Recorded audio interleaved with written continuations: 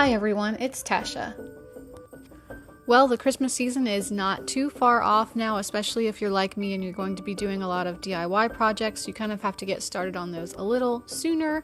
And so I have been going to some thrift stores to find some inspiration and get some ideas for some new projects and some new decor for this season. I've been having a lot of fun looking around at Goodwill and some other thrift stores, and I found several things. So I'm going to just show you some footage of that.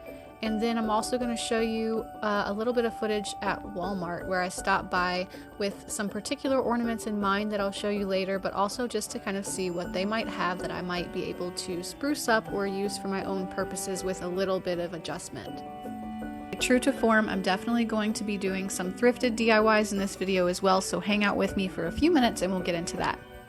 One of the great things about Walmart is that obviously the price point is going to be very low, so anything that you might want to DIY or fix up a little bit, it is a pretty low starting point. Not as cheap as a thrift store obviously, but pretty good. I'm definitely seeing a lot of woodsy and natural wood elements at Walmart this season. It seems like their palette is a lot more neutral than it has been in seasons past.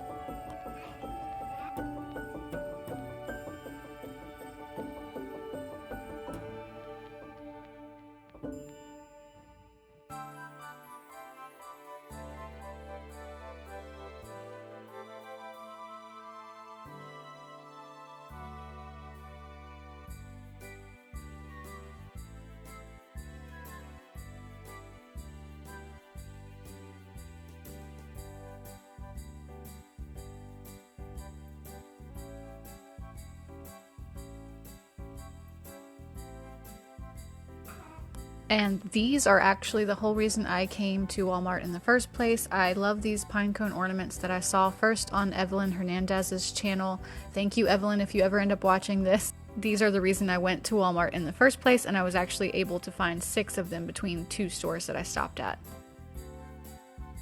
So this is what I brought home from Walmart. So I got 3 of these copper sort of bells. This is more like a cowbell, I suppose, but I really liked the color. I liked how dark it was with the black undertones too. And I have this leather cord from last season, so I just took all the greenery off and put a simple leather strap on to make this one a little bit more clean and minimalistic for my style.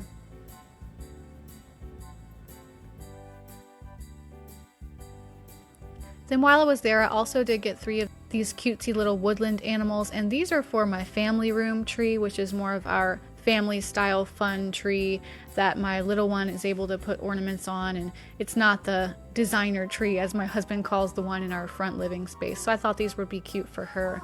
I also picked up a few of these sets of 3 bell ornaments. I did not like the greenery that came on it, but that was a pretty easy fix. So I decided to get a few of them and just simply take that completely off, make them more bare, and I think that these will look really pretty nestled in the Christmas tree this year.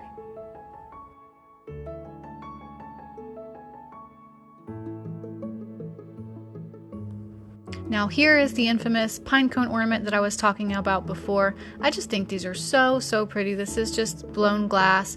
I love the black color and the kind of aged bronze look that they've given it and the distressing, and I'm just going to switch out the caps, which I'll show you later, and I'm going to be able to use all of those. I also grabbed these little velvet deer. There were 4 in a pack. There's 2 cream and 2 white. I did not like the greenery that came on it, so I tried to remove that. And on both of the cream deer, as it so happens, it kind of tore off part of their velvet around their neck. So they have these kind of flesh wounds now. But I decided to take the burlap that I took off of those sets of 3 bells that I had gotten and try and kind of salvage them by making them these little burlap scarves. So might be a little too cutesy for some people's taste, but I thought it was a nice way to save them.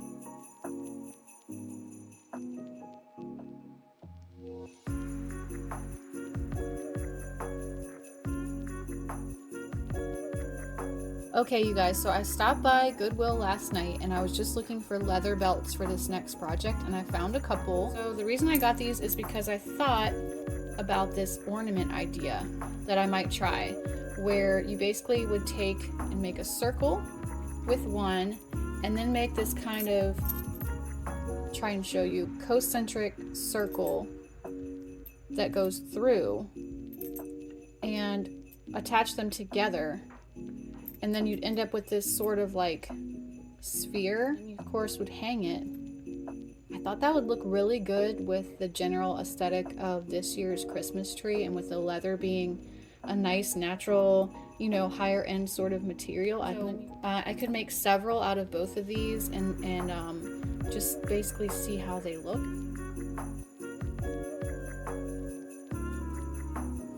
So first I'm just cutting 2 strips of the belt. I mean, pretty simple. I am cutting one a little bit shorter than the other just so that the circle that goes on the inside will be slightly smaller and it won't kind of get squished like if they were exactly the same size, if that makes sense. And I'm just getting the edges really straight and then I'm gluing them together.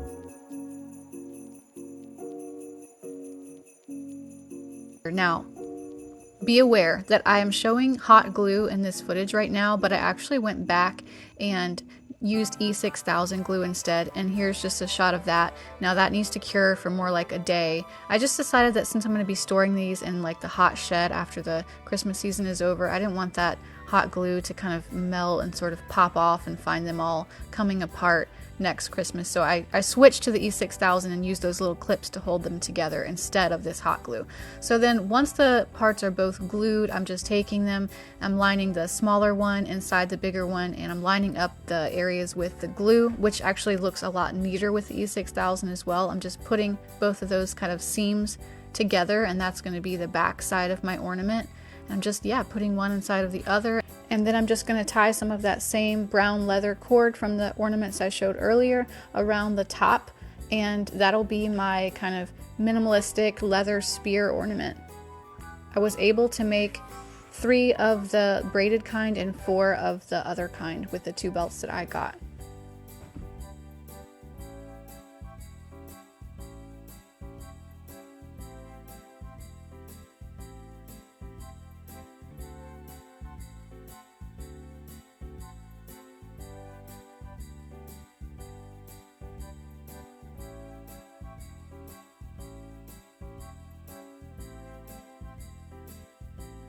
Now from Goodwill, I had actually picked up 2 sets of 12 glass ornaments, and some have glitter, but the glitter is on the inside, so these have a smooth outside.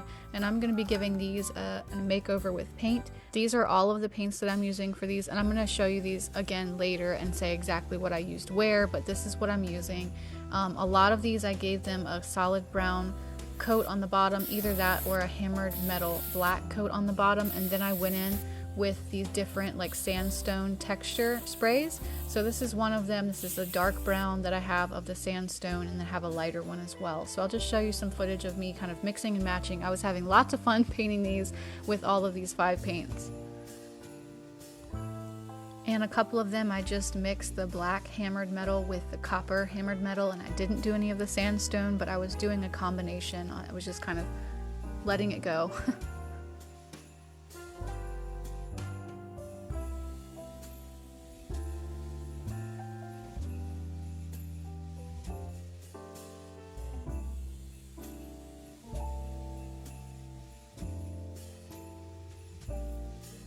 I thought that some of them turned out really cool. I decided that the easiest way to paint them was to put sticks in the ends, and then that way I could just take the stick and stick it into the ground to let them dry, but it does look kind of funny, like some sort of terrible graveyard. But then I decided to take the caps all off, and I'm going to be redoing those as well. So I gave them all a spray of matte black spray paint to start with. And then I took my Rub and Buff, which is European Gold. This is my favorite shade. I use it on a lot of stuff all the time. And just a little sort of stiff brush. And after the black paint had dried, I just went in with the Rub and Buff and very lightly went over that. So I wasn't really shoving it in there and making it all gold. I was letting some of the black shine through. And I think that once these are done, you'll see that this is more of a rubbed bronze sort of look. And I think it really elevates the look of those simple little caps a lot more than the shiny gold sort of foil look. And I went ahead and did this on all of the caps, including the caps for those pine cone ornaments that I was showing you before. And here's what they look like when they're completed with the new straps and the new caps.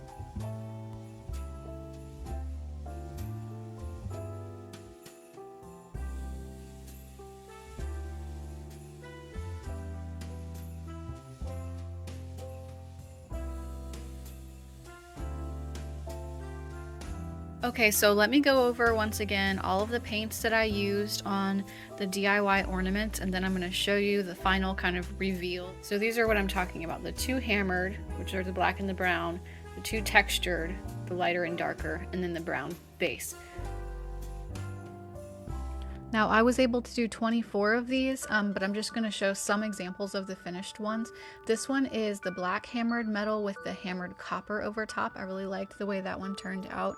And this one is the solid brown matte base with a lighter colored sandstone spray over it. This is the one that's called Desert. And I'm also just wanted to point out that these caps make a big difference than the original gold and silver did too. This one is a black base, and then I have the darker brown sandstone over top. I think that this one looks probably the most like the inspiration photo from McGee & Co. that I was first inspired by. This one has the hammered black as well as the hammered copper and a little bit of the dark sandstone texture spray over it. Not heavy, I just wanted to add a little bit of a spritz of that around it to give it more of a textured look. And I'm really happy with all of these. They all kind of go nicely together and really capture that spirit of the inspiration photos that I was seeing with the bronzes, with the blacks, with the deep kind of rusty tones. So I really loved that. Now I already had some of the paint on hand that I used, but I did buy 3 of those new. And so with that, plus the cost of the actual ornaments from Goodwill, which was only equals out to about 16 cents a piece, I still think that I came in well under that $12 a pop price tag from McGee & Co. And I love the way these look. Thanks so much for watching today. I will have more holiday and Christmas content coming up, but I didn't want to cram too much into one video, so hit subscribe if you would like to see more videos like this in your feed. Leave a comment and let me know which project was your favorite and if you might be trying any. Hit that like button if you enjoyed the video, and I will see you at the next video.